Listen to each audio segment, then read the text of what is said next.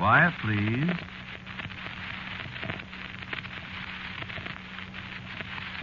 Quiet, please.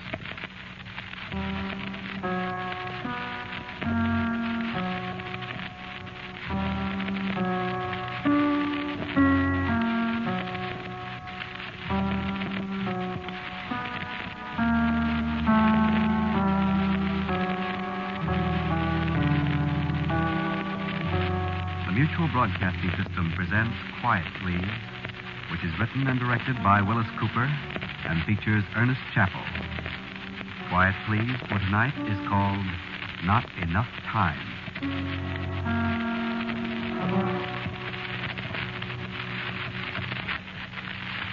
Wait just a minute, will you, please? I gotta bust this thing. I'll only be a minute.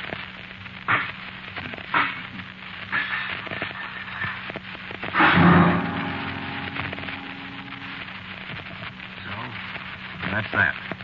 That's $1,640 worth of junk and 4 years' work.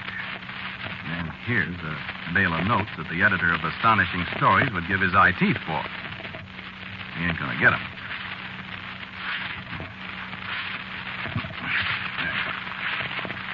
Yeah, that is strictly that. No, it was a time machine. Yeah, one of those gadgets to travel in time. You know, turn it on and it takes you back 50 years and so on.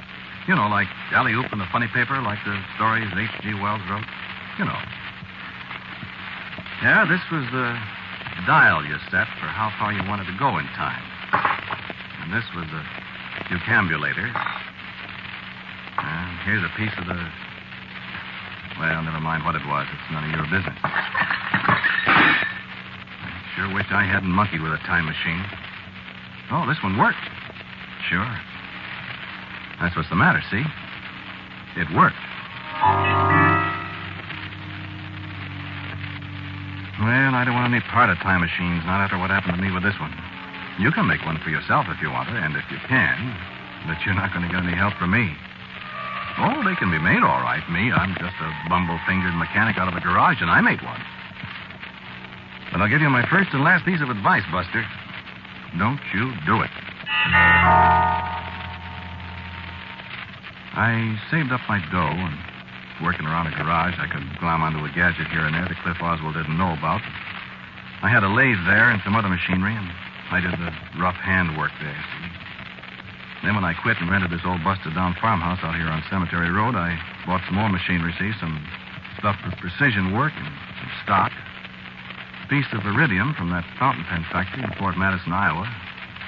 2 or 3 polystyrene plastics that they made for me in Parlin, New Jersey. Special crown glass prisms I had made here in town. And some other stuff. Quite a lot of other stuff. And try and find out what it was. You know, you'd be surprised how easy it is to drop out of sight in a small town. This place here is way out in the sticks past the cemetery, off on a side road that nobody's used for 20, 30 years. And I'd done all my shopping in Peoria instead of here in Pekin. And I never went downtown for anything. So, nobody knew I was here. It was just that easy. I put in nearly 4 years, like I said. And then, all of a sudden, the doggone thing worked. I was just sitting here, and I turned it on, see? And just like that, it was raining. Well, the sun was shining bright when I turned it on, and for a minute I couldn't figure it out. And then I remembered it rained the day before, and by golly, it was the day before, right then. How do you like that? Well, I stayed in yesterday for 10 minutes, and then, tick, we came back, and the rain stopped, and the sun was shining again. It wasn't even damp outside. Well, I'm not going into a lot of details that you wouldn't understand if I told them to you, but the net of the thing was I decided I'd really try it. But really. And that's the story. Now, supposing you intended to take a trip back 50 years in time, how'd you prepare for it? Well, I'll tell you what I did. First, I studied an old history of Tazewell County, paying particular attention to 1897, 50 years ago. Yeah, so as I wouldn't make any more bobbles than necessary. I picked out a place on a map where there wasn't any trees in 1897. I didn't want to find myself hanging from somebody's apple tree when the thing stopped.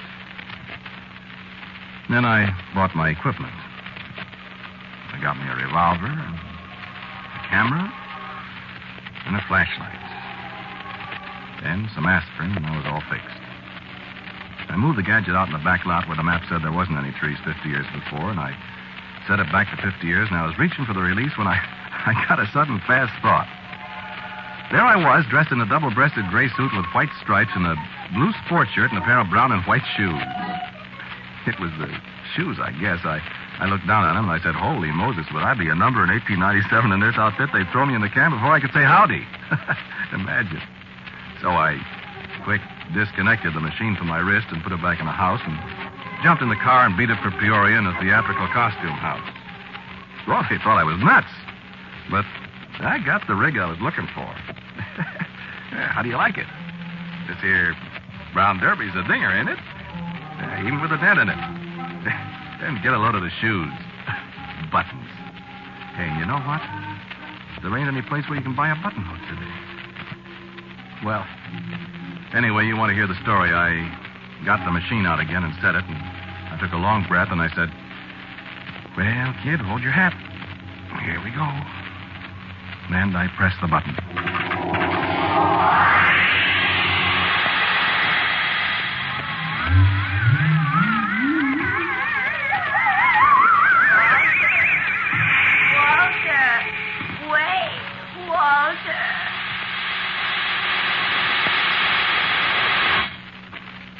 By golly, I thought I heard somebody calling me. Well, there couldn't have been. You hold up your hands there, you hear me? What? Now, look out with that gun, Buster. You hold up your hands or I'll be forced to shoot. Who do you think you are? You'll find out soon enough. Keep your hands up now, you hear me? This is a fine way to welcome a stranger, Bud. This is the way I welcome strangers all the time. Don't give me any sass either. Who are you?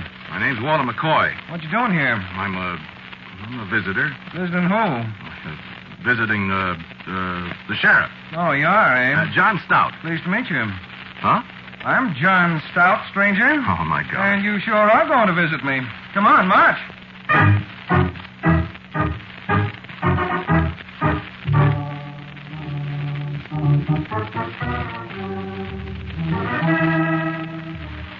You see? Smart guy, me. I told you I studied that history of Tazewell County till my head hurt. The only name I could think of when this guy popped up from behind the hedge was the sheriff. Well, John Stout marched me over to a horse and buggy, and he buttoned me to a stanchion with the biggest pair of rusty handcuffs I ever saw and said, get out, Queenie, and away we went to the jailhouse. And my time machine lying on the ground out there 2 miles from where I was looking out of an iron-barred window. And it was all set to come back to 1947 in just 24 hours, whether I was there or not. How do you like that?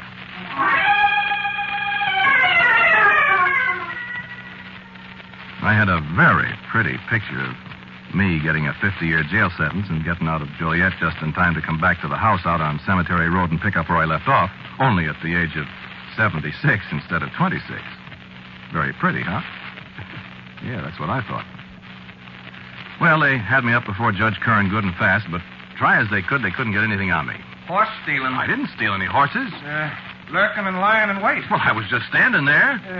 Disturbing the peace? I didn't say a word. Disorderly conduct. Well, I said to myself, I'll buy that. It can't be a jail sentence for disorderly conduct. And I've got $300 or $400 in my pocket, and I can afford the fine, but I've got to get out of here. So I paid off $10 in costs. $11.96. Sure. Oh, I'd remember to get some old, big-sized bills, all kind of dirty, figuring they wouldn't examine the bills close enough so as I could get away if I got in a jam, you see, before anybody looked at the dates. I was a smart kid. It says here. By this time, I've got a lot less than 24 hours before the old machine takes off, and I'm beginning to get a small order of goose pimples on the back of my neck because I'm not exactly sure where the darn thing is. After all, I'd never been here before except 50 years later, you see, and if I missed the thing, oh, man.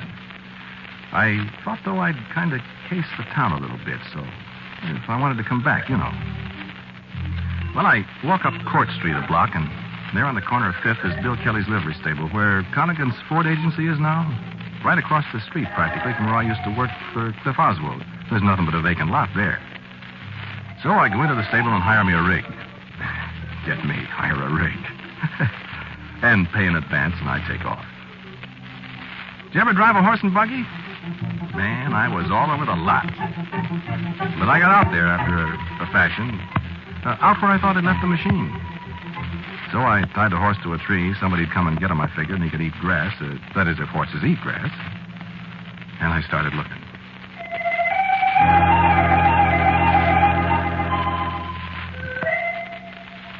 It was just a great big field, see? No landmarks of any kind. I got more and more panicky because that old clock was going round and round and round. And then I saw a hole in the ground, a big hole, dirt piled up around it. And out of the corner of my mind, I sort of remembered seeing it when I landed, when Stout grabbed me. And all of a sudden, I had it. This old house I worked in was about 50 years old. And by golly, this was the foundation for it that somebody was digging. Oh, well, sure, I found the machine easy then, south of the excavation, about 50 yards, lying there ticking away as if nothing had happened. Oh, boy, I said. Oh, boy. I practically kissed the thing. And then I jumped about 6 feet in the air. What are you doing on our land, young man? Wow. Wow, there was the most beautiful girl in the world. Just the most beautiful girl I've ever seen. Red hair, no makeup, Natch. And I tell you, she looked beautiful even in an 1897 outfit. A brown dress down to her ankles and a white shirtwaist with big red polka dots on it. And a hat that looked like a dog's dinner. And she looked wonderful. And she pointed those big blue eyes at me, and she said again, What are you doing on our land? And when I could get my breath, I said, Who are you, lady? My father and I merely happen to be the owners of this land, that's all. Well, lady, I'm sorry. You're trespassing. Well, I'm sorry. I used to live there in that house you're going to build. What? I'm going to live in, my name is Walter McCoy. Well, I'll thank you to get off our land, Mr. Walter McCoy. Yeah, sure. Sure, I'll get off. Right away. Yes, ma'am. Well, go on. Well, lady, what's your name? Carrie McKinstry. Miss Carrie McKinstry, so there. Carrie McKinstry. Gee. Sir? We're both Macs, Carrie. How dare you? What? A gentleman would address me as Miss McKinstry, sir. Sir. Well, I'll be darned. I don't understand you. I said, look, we're both Macs, see? Maybe you're Irish, too. Are you Irish? Irish descent. So are we. Well, what do you know? About what? Hello, Irish. Sir? You're fresh. You're beautiful. Take care, sir. Hey, do people really talk like that? What people? Do you live around here? On Analyzer Street, down near the firehouse. Well, what you doing out here? You ask an awful lot of questions. Well, I'm interested. You're a masher. A what? A masher. Don't you try to mash me. My gosh, Miss McKinstry, I wouldn't hurt you. You certainly talk strangely, Mr. McCoy. Well, I come from a long way from here, see. Are you a drummer? No, I used to play a little piano when I was a kid. I mean a traveling man. Well, yes. Yes, you might say I'm a traveling man. Yes, I guess I am. What are you doing here? Traveling, I guess.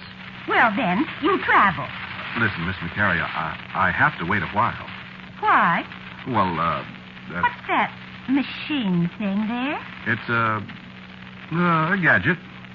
Oh. Look, I have to wait a little while, Carrie.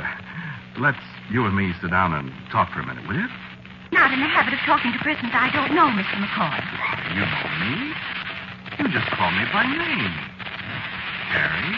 Why, well, what would we talk about? Let's talk about the future.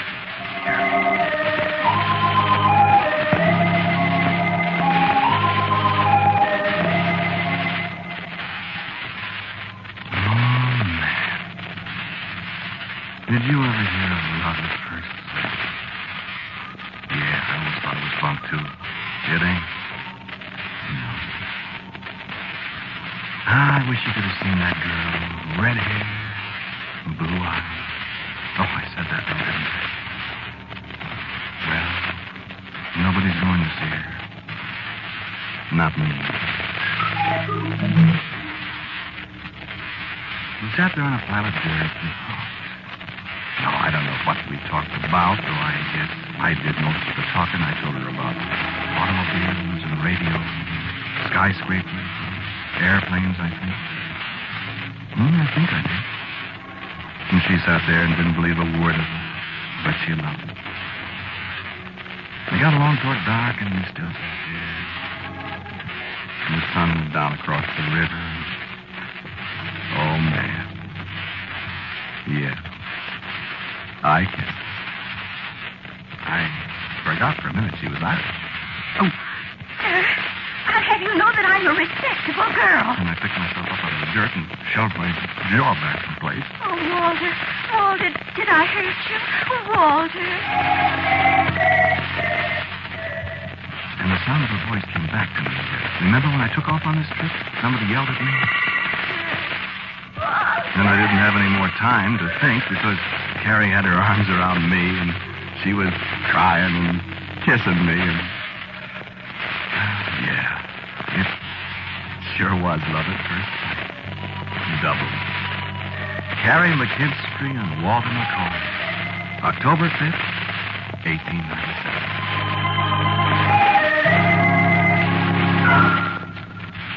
And then she pushed herself away from me suddenly. There's somebody coming. Huh? Who? Where? Down the road. Look! And I looked. I couldn't miss that dapple gray mare, Queenie. Even if I hadn't known it was Sheriff Stout, I could hear way down the road the gong on the dashboard of his buggy. He was heading right for the place he'd found me. It's the sheriff. Well, let me out of here. You have to hide. Quick. Oh, gracious, what was my father saying? Walter, hide. Yeah, but where? In the cellar. Quick, jump in. Jump in. I must go down cellar one of these days and see if my footprints are still down there on the cellar floor. I drove myself right up to the knees jumping in. So I scrabbled some dirt from me and squeezed up in the corner. The machine taken away right under the chin. I heard him coming in. Why, how do you do, Sheriff Stout? Oh, howdy, Carrie. Seen anything of a miscreant? A miscreant? To that you know, Sheriff. I figured he'd come out here where I captured him before. Captured? What? Who is he? He's a doggone counterfeiter, that's who. A counterfeiter? Picked him up for disorderly conduct, and he paid his fine, and all the coins was dated from 1932 to 1947. Oh, the fool. 50 years from now. Oh, no, Sheriff. My goodness, yes. But he ain't going to take me in. Put him in jail for 100 years. Sure you ain't seen him, Carrie? And I waited on the dirt, holding my breath. I waited 10 years, it seemed. No. No, Sheriff. I haven't seen anybody. Well, all right. If you do, though, Carrie, let me know. Might even be some kind of reward. All right. All right, I will. Good night, Sheriff. Don't forget. No, I won't forget.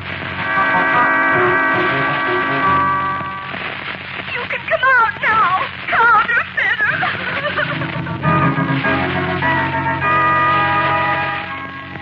Did I say she had red hair?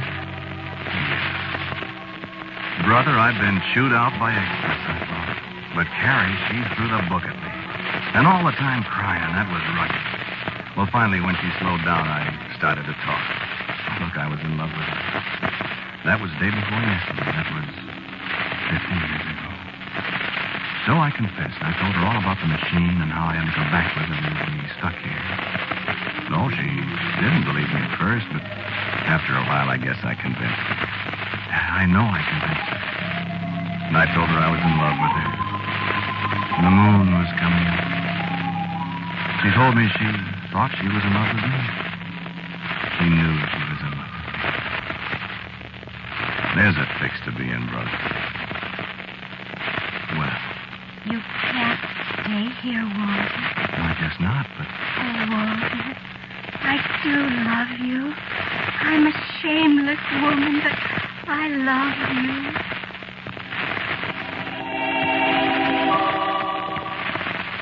You see? I looked at the machine. I had the 8 o'clock the next morning. We couldn't sit there in the field all night. I said, I'll take you home, Carrie, and we can talk about it on the way. So she said, all right, and we climbed into the buggy and started back to town. You know, you can say what you want to about this world we got today, but you've never been riding along an unpaved road with a hedge fence along one side and big elm trees lining the other side and a lap road over your knees. And the big round harvest moon shining down above the hills up towards Billy Moore's place. And lonesome little lights from kerosene lamps shining out of windows off in the distance. And a girl inside. That was a pretty good world they had 50 years ago. A pretty good world. I wish we had it now. Yeah, I should have stayed. But I didn't. Well, we got to her house. There wasn't anybody home. I thought it was a railroad man who was out on a run somewhere, Decatur or Springfield or Bloomington or somewhere. We went to the house. I'd seen the picture. She lit a kerosene lamp, and there it was. Brother, I should have stayed. Rag carpet on the floor. A pump at the kitchen sink that went ee-wah, ee-wah when she pumped the water for the coffee. You know, there wasn't a tin can in the kitchen cupboard. Yeah, I should have stayed. So we were having a little supper and talking, you know, low voice, eating pork chops and applesauce, and there was an apple pie on the table, and coffee, and, well, believe it or not, in a mustache cup. It was awful nice and nice. And there was a knock on the door. Who's that? And the door opened. A great big tall woman walked in. She jumped when she saw me. Oh, well, excuse me. Why, good evening, Mrs. Stout. No, you had company, Carrie. I wouldn't have come bursting in like this. It's all right, Mrs. Stout. Mrs. Stout, this is Mr. McCoy. Oh, pleased to meet you, Mr. McCoy. How do you do? I've been poorly, but I'm tolerable now, thanks. You a stranger in town, Mr. McCoy? Mr. McCoy is a stranger in town. My goodness. Nice and cozy, ain't it? Think your father would approve, Carrie? Not that it's any of my business, of course, but it is a little odd. Isn't it, Mr. McCoy? Yes. Yes, it's very odd. Mr. McCoy is a friend of mine, Mrs. Stout. Well, I should think so. Mrs. Stout lives next door, Walter. I forgot to tell you. I see, and Mr. Stout lives there, too. Of course, he's up at the county jail quite a lot. He's the sheriff, you know. Yes, I know. Yes, we know. He's out looking for a miscreant someplace. Is he? A stranger in town. Is that so? He'll be home any minute. Maybe he'll drop in. Oh, well, I gotta be going. Yes, Walter is in a hurry. He just stopped in for a bite to eat. Mm-hmm. Well, I just happened to see that rig from Big Kelly's livery stable out in front. And thinks I, what's that rig doing out in front of McKin Street? So I decided to stop in for a minute. Well, where did you come from, did you say, Mr. What was the name? Why, McCoy, Mr. Stout. Mm-hmm. That's what I thought Carrie said. Well, good night. Good night. Good night. Walter, I get it. look what I've done to you. It's all right, honey, if I can get out of here before Stout comes home. She'll tell him. You kidding? Sure she will. Well, I'm going to see how fast that horse of Mr. Kelly's is. You'll have to hurry, Walter. Oh, Walter, darling. Yeah, it can't be helped, honey. But I wish... Oh, Walter, you will come back, won't you? You bet I'll come back. And I'll make me another of these machines, and I'll come and get... Listen. He's in there, John. He's right in there with Captain Gibson. Quick, turn out the light. Come out of that counterfeiter. Come out. Back door, Walter, quick. Hear me? Out of that, McCoy. I'll come back, Carrie. I'll come back. Hurry, hurry. Somebody in there. Here, kiss me, quick. Walter, I love you. I love you. Come back, come back. I'll come back. Where'd he go? Hurry, Walter, run, run. And I ran. Brother, how I ran. Over a board fence, and I could hear the sheriff yelling right behind me. And the machine was ticking and ticking, and I was wishing it was 8 o'clock and wondering what had happened when I did come back to 1897, and then...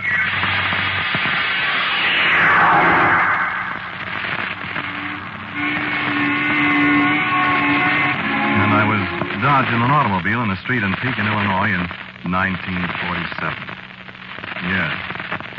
The machine was set for 8 o'clock, and it was 8 o'clock, only 12 hours earlier than I figured.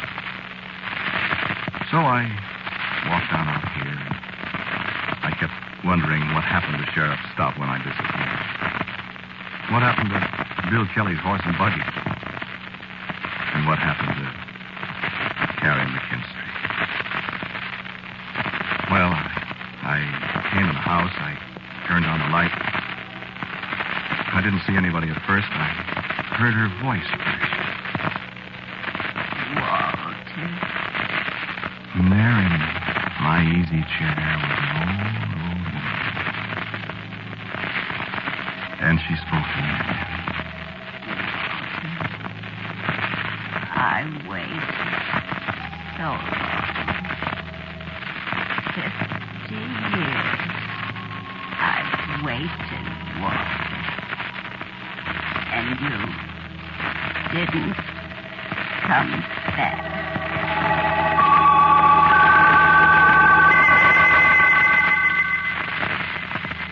When I came to, there wasn't anybody in the house but me. Just me and a time machine. I told you this place of mine is close to the cemetery road. Well, there's a funeral going by in the road now. No, I don't need to ask who it is. It's an old lady, 74 years old, who waited and waited and waited for a sweetheart that never came back. So there isn't any use with the time machine anymore. She said I never came back. Then she knew.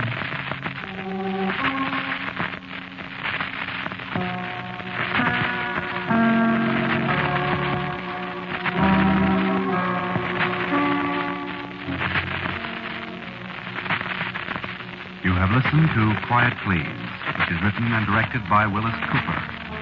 The man who spoke to you was Ernest Chappell. And Nancy Sheridan played Carrie. Sheriff Stout was Donald Briggs, and Catherine Meskill was Mrs. Stout. The music for Quiet Please is composed and played, as usual, by our good friend Gene Prazo. Now, for a word about next week's Quiet Please, here is our writer-director, Willis Cooper. I call next week's story Camera Obscura, which, if you understand Italian, means dark room. You may like this story, what takes place in this dark room. And so, until next week at this time, I am quietly yours, Ernest Chappell.